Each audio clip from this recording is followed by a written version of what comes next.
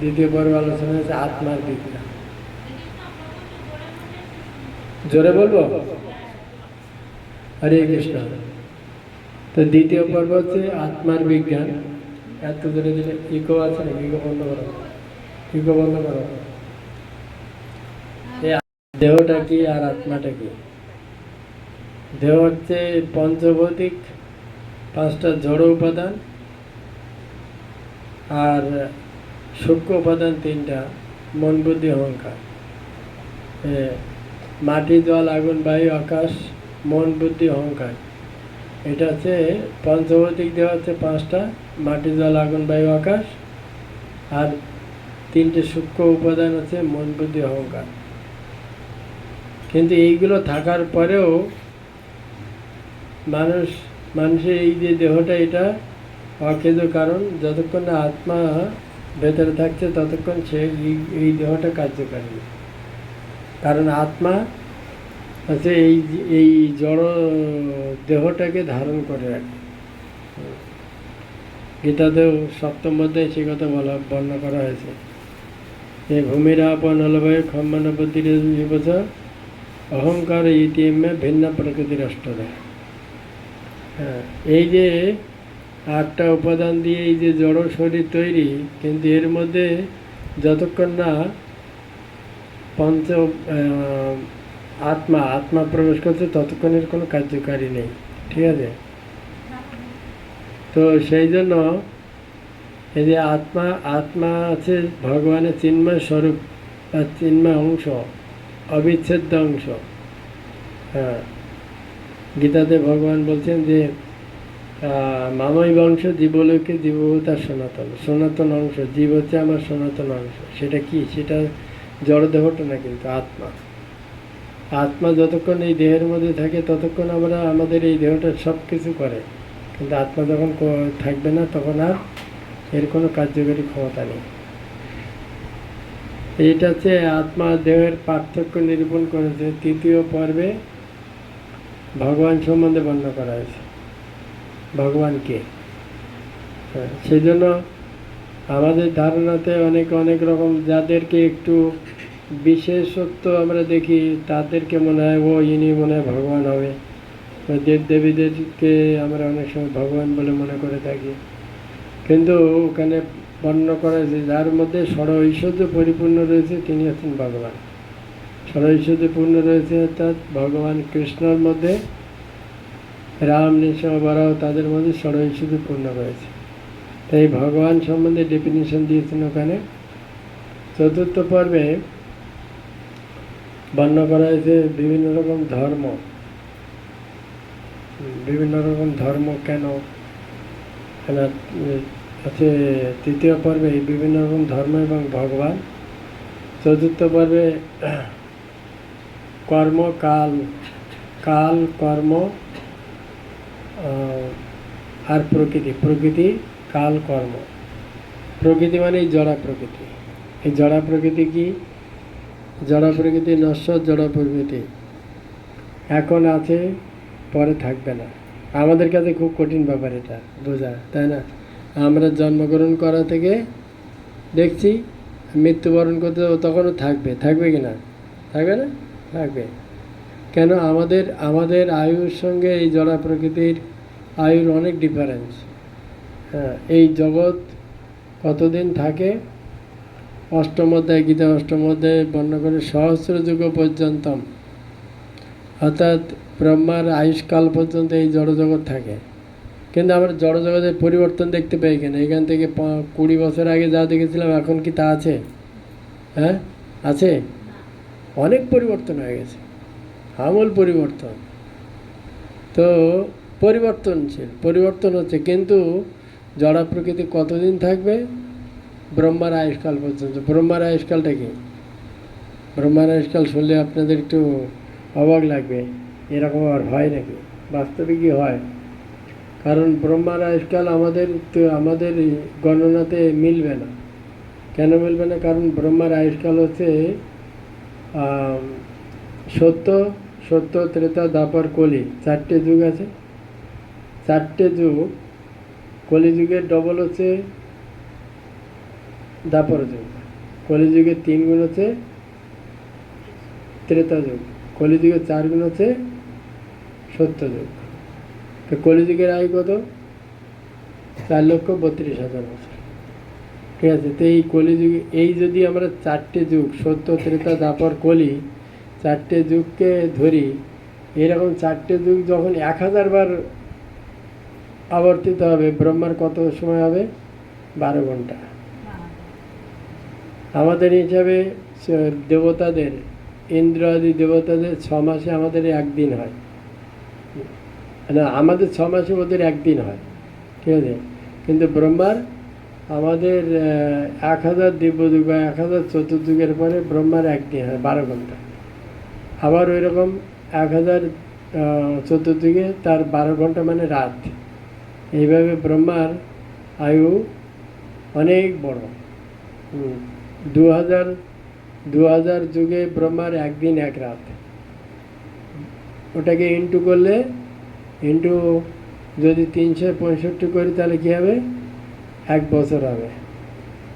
আবার ওইটাকে ইন্টু করলে 100 করলে ব্রহ্মার আয়ু, যেরকম আমাদের আয়ু কলিযুগত 100 বছর। কলিযুগের মানুষের স্বাভাবিক আয়ু 100 বছর। কেউ খুব ক্বচিত 2-1 আছে যারা ওভার করে দেয়, ম্যাক্সিমাম 60-70 এর মধ্যেই, তাই না? তো ব্রহ্মার আয়ু আমাদের মধ্যে 100 বছর, কিন্তু তার ডিউরেশনটা অনেক লম্বা।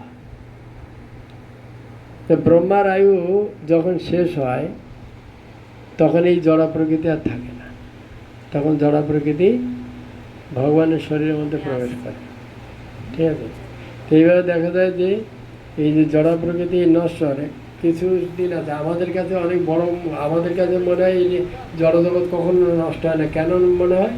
কারণ আমরা জন্মগ্রহণ করি আর কয়েকদিন পরে মৃত্যুবরণ করি, তখন তো জড়া প্রকৃতি, আমরা এসে দেখছি জড়া প্রকৃতি আছে, আর যাওয়ার সময় দেখে যাও জড়া প্রকৃতি আছে। সেদিন আমাদের মনে হয় কি এই জড়া প্রকৃতি কখনো নষ্ট হয় না।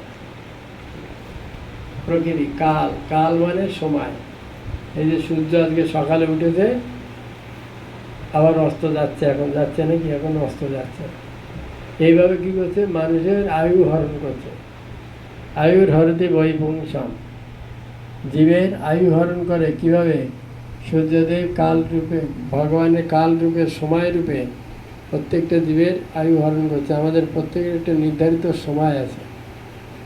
আমরা জন্মগ্রহণ করেছি, কতদিন বাঁচবো, কত সময় বাঁচবো, সেটা তার জন্য ভগবান আমাদের একটা টাইম বেঁধে দেওয়া আছে। সেই অনুসারে আমাদের সূর্য অস্ত এবং উদয় হয়ে সময় আমাদেরকে পার করে দিচ্ছে। এটাকে কাল বলে, কাল। হ্যাঁ, কাল একটা সময় আমাদের জীবনটাকে হরণ করবে। যখন আমার আয়ু শেষ হয়ে যাবে তখন কাল আমাদের এই জীবনটাকেও রাখবে না। কাল কর্ম, কর্মের ডেফিনেশন অনেক রকম আছে। তো বিশেষত এইখানে যে আলোচনা আছে সকাম কর্মের আলোচনা করা আছে। সকাম কর্ম মানে জগতে ম্যাক্সিমাম লোক কাছে সকাম কর্ম অর্থাৎ পুণ্য কর্ম করে, তাই কিনা? পুণ্য কর্ম করে কেন? যারা ভগবানকে বিশ্বাস করে না, ভগবান কিছু নাই, এদের কথা বলছি না আমি। যারা কিছু বিশ্বাস করে তারা বিভিন্ন ক্যাটাগরির মধ্যে পড়ে। একটা হচ্ছে কর্মী, দ্বিতীয় হচ্ছে জ্ঞানী, তৃতীয় হচ্ছে যোগী, চতুর্থ হচ্ছে ভক্ত বা ভক্তিযোগী। তো 4টে ক্যাটাগরি মোটামুটি আমরা দেখতে পাই। এই 4টে ক্যাটাগরিকে নিয়ে আলোচনা করবো মেনলি, কিছু সময়, বেশি সময় না। তো কর্মী কথার অর্থ হচ্ছে যেটা আমি আগে বলছিলাম, সকাম কর্মী।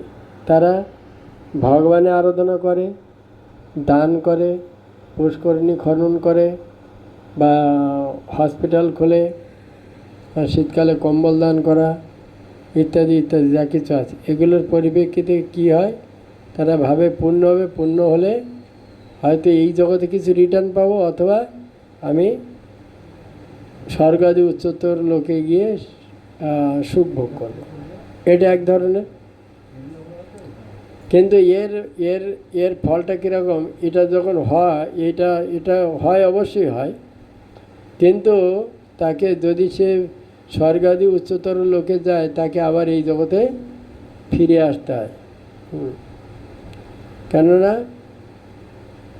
স্বর্গাদি লোক গিয়ে আমাদের যে সঞ্চিত পুণ্য কর্ম অনুসারে যতদিন সেখানে অবস্থান করার কথা ততদিন আমরা করতে পারি, তারপরে আমাদেরকে আবার রিটার্নে আসতে হয়।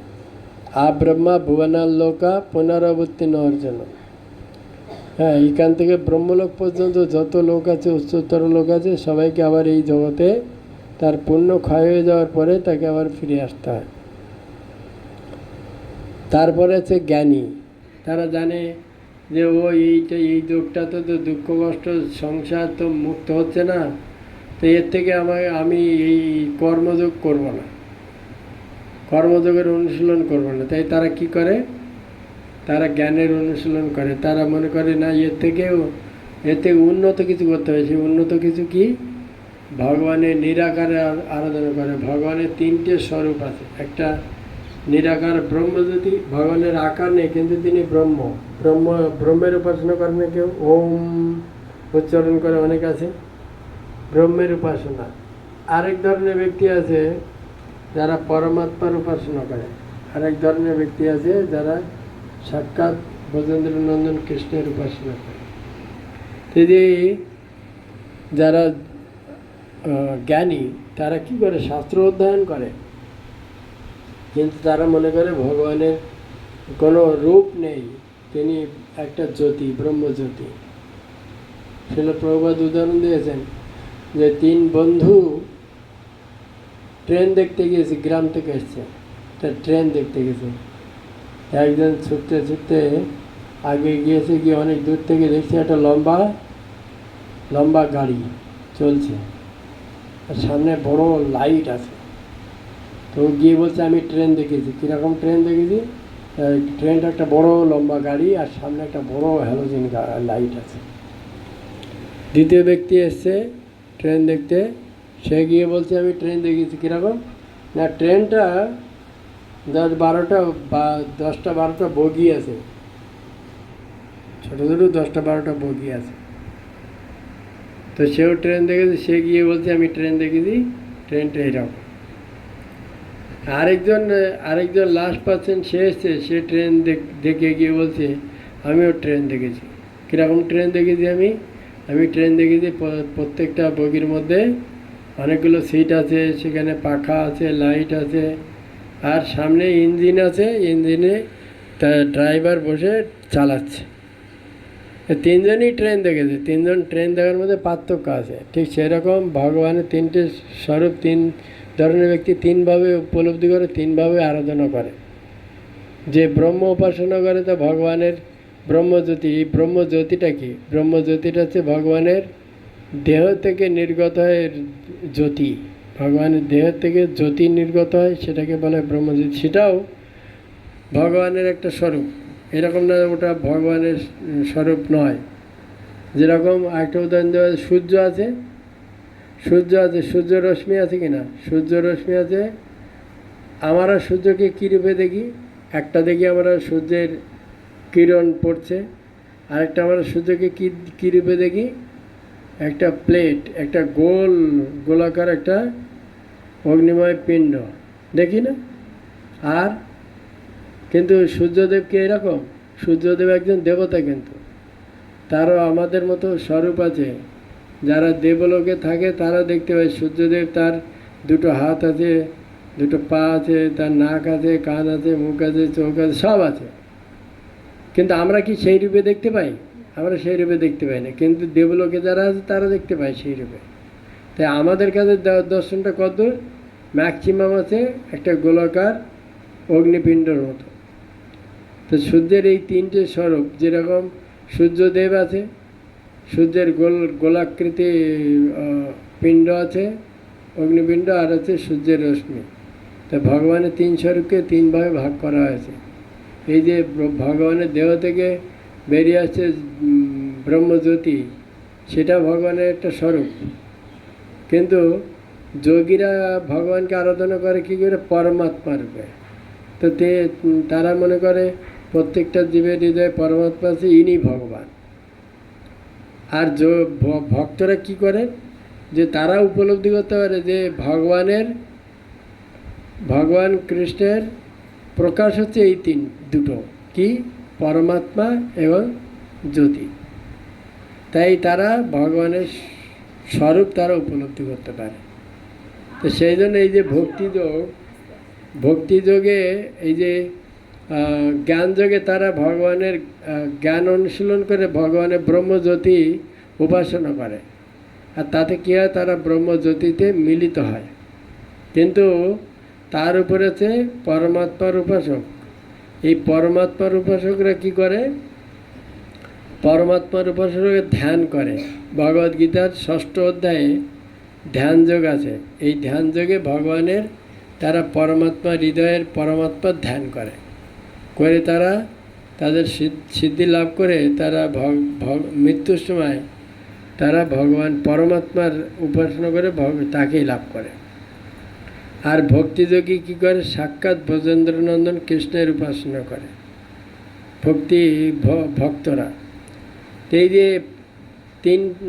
4 ধরনের উপাসনা আমরা দেখতে পাবো, কর্মী, জ্ঞানী, আর হচ্ছে যোগীর যে পন্থা অত্যন্ত কষ্টকর, কিন্তু যোগীদের পন্থা অত্যন্ত কষ্টকর। তাদেরকে গৃহত্যাগ করতে হয়। এই জ্ঞানী এবং যোগীদের তাদের গৃহত্যাগ করতে হয়। কেন গৃহত্যাগ করতে হয়? কারণ এই যে ধ্যান পদ্ধতি গৃহে থেকে হবে না। সেখানে বর্ণনা করে যে নির্জন বনের মধ্যে গিয়ে বা পাহাড়ে জঙ্গলে গিয়ে বসে ভজন করবেন তিনি, আর তপস্যা করবেন তিনি। তাই তাকে কী করতে হয়, আগে তাকে ঘর বাড়ি ত্যাগ করতে হয়। ঘর বাড়ি, আত্মীয় স্বজন তাকে ত্যাগ করে তাকে হয়তো পাহাড় নাহলে জঙ্গলে গিয়ে নির্জন স্থানে বসে ভজন করতে হয়। তো দেখা যায় যে প্রথমটা হচ্ছে যে সকাম কর্ম করতে গেলে, ভগবানের আরাধনা করতে গেলে অনেক, এই দেবদেবীর আরাধনা করতে গেলে অনেক ব্যয়বহুল, এবং তার ফল হচ্ছে তাকে রিটার্ন পায়, কিন্তু তাকে আবার ফিরে আসতে হয়। কিন্তু আর দুটো যদিও ব্যয়বহুল না, কিন্তু তার কষ্টকর। ভগবদ্গীতার 12 অধ্যায় ভগবান 5 নম্বর শ্লোকে বলছেন, ক্লেশোদিক স্তরস্তেষম অব্যক্ত আসক্ত চেতনম অব্যক্ত হি গতি দুঃখম দেহবোধবির অবপথে। সেখানে বর্ণনা করা আছে যে এই যে জ্ঞানযোগের পন্থা এবং অষ্টাঙ্গ যোগে ধ্যান করার পন্থা, এই যে পন্থাগুলো অত্যন্ত ক্লেশদায়ক, কষ্টকর। কারণ এইভাবে আমাদের যে কলিযুগের মানুষ হচ্ছে অন্নগত প্রাণ। আমরা একদিন অন্ন না খেলে আমাদের অবস্থা খারাপ, তাই কি না? কলিযুগের মানুষের অন্নগত প্রাণ, কিন্তু অন্ন না খেলে আমরা বাঁচতে পারবো না। 4টে যুগে মানুষের স্থিতি অন্যরকম ছিল। বলা হয় সত্যযুগে মানুষের এই যে আমাদের শরীরের মধ্যে হাড় রয়েছে, হাড়ের মধ্যে এক ধরনের লিকুইড থাকে, মজ্জা বলা হয়, ওটা থাকলে মানুষ বেঁচে থাকত। কিন্তু ত্রেতা যুগে ওটাতে আর লোক বেঁচে থাকতো না, তাকে হাড় থাকতে লাগতো, হাড় এবং মজ্জা দুটোই থাকতে লাগতো, তাহলে বেঁচে থাকতো। কিন্তু দাপর যুগে এসে তাতে হচ্ছে না, তখন তাকে তার মাংস চামড়া সব থাকতে হবে, তা নাহলে বেঁচে থাকবে না। কিন্তু কলিযুগে এইগুলো থাকলে হবে না, অন্ন না খেলে বেঁচে থাকবে না, অন্ন ছাড়া হবে না। সেজন্য কলিযুগের মানুষকে বলা হয় অন্নগত প্রাণ। তো এই যে তপস্যা, ধ্যান, তাদের তো অন্নগত প্রাণ হলে চলবে না, তাদের ত্যাগ করতে হয় সব কিছু। আহার বিহার ত্যাগ করতে হয়, ঘুম খাওয়া দাওয়া ত্যাগ করতে হয়। ত্যাগ করে গিয়ে নির্জনে তারা ভজন করবে। তো কলিযুগে আমাদের পক্ষে যে পরিস্থিতি, আমরা এখন ঘর ত্যাগ করা তো পরের কথা, আমরা কোনো কিছুই ত্যাগ করতে পারিনি। সেই জন্য কলিযুগে সহজ পদ্ধতি শ্রীমন মহাপ্রভু নিয়ে এসেছেন। কী পদ্ধতি? গৃহে থেকে কৃষ্ণ ভজন করা। গৃহে থেকে আমরা কীভাবে কৃষ্ণ ভজন করতে পারি সেই পদ্ধতি শ্রীমন মহাপ্রভু নিয়ে এসেছেন কলিযুগে। ইস্কন প্রতিষ্ঠাতা আচার্য তিনি ছিল প্রভুপাদ বর্ণনা করছেন যে প্রত্যেকটা গৃহকে মন্দিরে পরিণত করার জন্য। কিভাবে? প্রত্যেকটা গৃহে ভগবানের মন্দির স্থাপন করা। যেরকম প্রভু আমাকে দেখালেন, খুব খুব সুন্দর অল্টার, এখানে রাধা মাধব আছে, পঞ্চতত্ত্ব আছে, নৃসিংহদেব, এই জগন্নাথ বলদেব, সুভদ্রা, নৃসিংহদেব, গুরু পরম্পরা সব রয়েছে। কত সুন্দর অল্টার রয়েছে এখানে। এইরকম এটাই আছে আমাদের বাড়ির ঐতিহ্য। আগেরকার দিনে মানুষের বাড়িতে দেখবেন প্রত্যেকটা মানুষের বাড়িতে একটা করে হরি মন্দির থাকতো, থাকতো না? থাকতো, কিন্তু প্রত্যেকের বাড়িতে থাকতো। কিন্তু এখন উঠে গেছে, এখন প্রায় অধিকাংশ বাড়িতে নেই। যাও বা আছে, তো তারা ভগবানের গুরুত্ব না বুঝতে পেরে হয়তো কোথাও একটা তাকের মধ্যে, নাহলে কোথাও একটা এর মধ্যে রেখে দিচ্ছে কোনো রকমে। কিন্তু ওই জায়গায় ভগবান থাকবে কী করে? আমাদের যেরকম একটা থাকার জন্য, ঘুমানোর জন্য একটা ভালো পরিবেশ দরকার হয়, একটা বড় ঘরের দরকার হয়, ভগবান তিনিও একজন ব্যক্তিত্ব, তারও সেরকম প্রয়োজন হয়। তাই সেই জন্য তার জন্য ব্যবস্থা করা চাই। সেই জন্য আগেরকার মানুষ কিন্তু বাড়ি করার আগে প্ল্যান করতো যে আমি ভগবানের মন্দির করবো কোথায়। হ্যাঁ, দেখবেন মেদিনীপুরে ওদের আবার একটা প্রচলন রয়েছে, প্রত্যেকটা বাড়িতে যাবেন বড় করে হরি মন্দির, মানে তাদের কাছে তুলসী আছে না? গিয়েছেন আপনারা, দেখেছেন? দেখবেন প্রত্যেকটা বাড়ি, প্রায় বাড়িতে সামনে একটা তুলসী মঞ্চ রয়েছে, খুব সুন্দর করে সাজায়, এবং তারা তুলসী সেবা করে সবসময়, প্রতিদিন তুলসীতে জল দান করে, বিভিন্নভাবে তারা এটাকে খুব প্রাধান্য দেয়। আগের কালচার ছিল মানুষের প্রত্যেকের বাড়িতে একটা করে হরি মন্দির থাকবে, ভগবানের মন্দির থাকবে, সেটাকে বলা হয় গৃহ মন্দির। আগেরকার মানুষ যখন কেউ কারো বাড়িতে যেত কী বলতো? তাকে আমরা বলি না আমাদের বাড়িতে যাবেন, এখন বলি আমরা আমাদের বাড়িতে যাবেন, কিন্তু তখন কি বলতো? তাদের একটা কালচার ছিল, তারা কি বলতো? তারা বলতো আমার গৃহ মন্দিরে যাবেন। গৃহ মন্দির মানে তারা গৃহটাকে মন্দির মনে করতো, কিন্তু আমরা এখন মনে করি এটা আমার বাড়ি, কিন্তু বাস্তবে এটা গৃহ মন্দির। সেই জন্য গৃহ মন্দির কখন হবে? যখন আমরা গৃহের মধ্যে ভগবানকে স্থাপন করে তার আরাধনা করব, তখন এটা গৃহ মন্দির হবে। এবং ভক্তিযোগে খুব সহজ সরল পদ্ধতি, ভগবানকে বসিয়ে তাকে আমরা আরাধনা করব। সকালবেলা উঠে মঙ্গল আরতি, তাকে আরতি করব, নাম জপ করব। কলিযুগের যুগধর্ম মহাপ্রভু নিয়ে এসেছেন সহজ পদ্ধতি, বসে হরিনাম জপ করব, তাকে আরতি করব, তাকে ভোগ রান্না করব তার জন্য, এবং তাকে ভোগ নিবেদন করব, এবং সেই প্রসাদ আমরা গ্রহণ করব। এই পদ্ধতি শ্রীমদ্ ভাগবতে দিয়ে গেছেন কৃষ্ণ।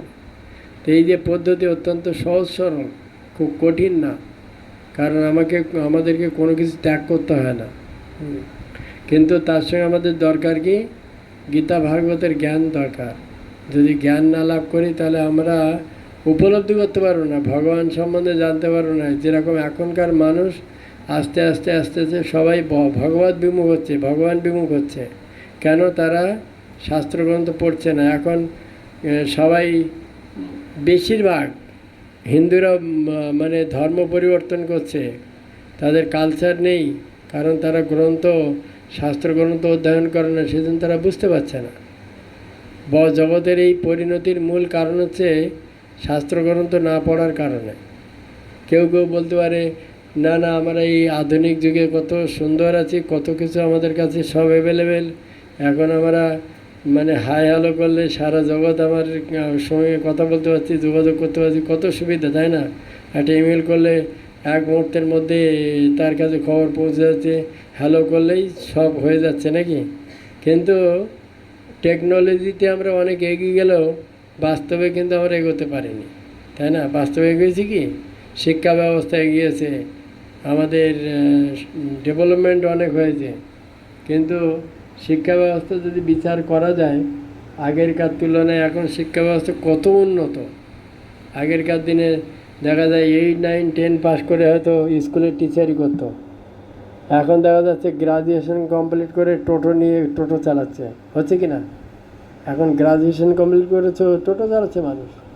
কারণ কি? কারণ শিক্ষার হার অনেক বেড়েছে আমাদের, কিন্তু শিক্ষার হার বেড়েছে ঠিকই, কিন্তু আমরা সত্যিকারে কি আমাদের মানবতা বেড়েছে? কি বেড়েছে? হ্যাঁ, একটুও বেড়েছে না কমেছে? কমেছে। কমেছে। আমি সবসময় বলে থাকি যে মূল কারণটা কি। দেখুন কমেছে, কীরকম কমেছে। আগেরকার দিনের এখান থেকে 30 বছর আগে গেলেও, 30 বা 40 বছর আগে গেলেও আপনার মনে হয় না 30 বছর আগে এখন যেরকম অনেক বৃদ্ধ আশ্রম, অনেক অনাথ আশ্রম তৈরি হচ্ছে, আগে ছিল? 30 বছর আগে কি এসব ছিল? ছিল না, কিন্তু এসবগুলো ছিল না। বৃদ্ধাশ্রম ছিল না, অনাথ আশ্রম ছিল না আগে। কারণ মানুষ ধর্মপ্রাণ ছিল, তারা দায়িত্ব পালন করত। কিন্তু এখনকার মানুষ যেগুলো আছে সেগুলো সহজ নয়, অত্যন্ত কঠিন। হ্যাঁ, এই যে জ্ঞান যোগ, অষ্টাঙ্গ যোগ, কর্মযোগ অত্যন্ত কঠিন। সেই জন্য শিল প্রভুপাদ জগতে ভক্তিযোগের প্রাধান্য দিয়েছে, ভক্তিযোগের প্রচার করেছেন জগতে। কলিযুগে এটাই সহজ সরল পদ্ধতি। আপনারা ধারাবাহিক পড়ুন গীতা, 7 তত্ত্ব। আপনারা যে ক্যাটাগরি আপনারা আনন্দ পাবেন আমি আশা করছি, কারণ 7 তত্ত্ব বইটা খুব সায়েন্টিফিকভাবে তুলে ধরা আছে, কোনো আবেগপূর্ণ না। গীতা, ভাগবত, শাস্ত্রগ্রন্থ কোনো আবেগপূর্ণ বা কোনো একটা ইমোশনাল জিনিস না, বা কোনো গল্প না। অনেক সায়েন্টিফিক তথ্য আপনারা পাবেন এরপরে, বা আপনারা প্রথম পর্বে পেয়েছেন অনেক কিছু। সেই জন্য আমাদের বুঝতে হবে যে শাস্ত্রগ্রন্থ কোনো মানে সাধারণ কিছু না।